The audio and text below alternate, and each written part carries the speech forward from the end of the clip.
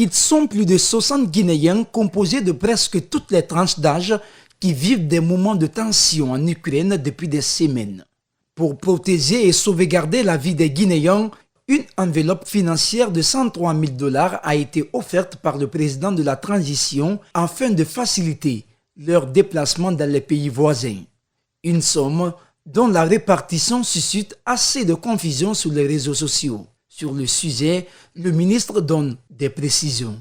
Il y a eu des cas d'urgence, très urgents, en Ukraine. Ils ont demandé à prendre 10 000 $ pour faire face à ce cas d'urgence. Je crois que la cellule, le secrétaire général va vous donner toutes les explications après. Ils ont envoyé ça et le reste est là. Ce que nous voulons faire, nous voulons montrer comment on gère l'argent public. Aussitôt informé de la situation des Guinéens coincés dans les zones de tension en Ukraine, le gouvernement guinéen, à travers son département en charge des Guinéens de l'étranger, a mis en place une cellule de gestion de crise. Le secrétaire général revient sur les critères de répartition du fonds destiné aux Guinéens de l'Ukraine. Il a été retenu de mettre en place une cellule conjointe de gestion du fonds qui est composée de 10 membres.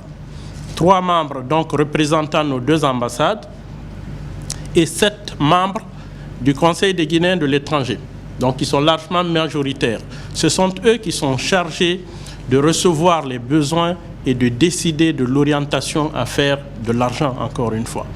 Pour ce qui est de la gestion rationnelle de l'enveloppe financière, le secrétaire général rassure.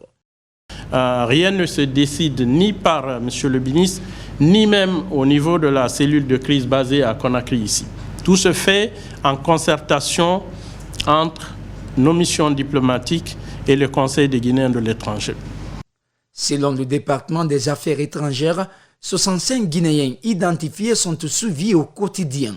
Parmi eux, les malades et les vulnérables sont les plus favorisés des coûts d'assistance de l'État guinéen.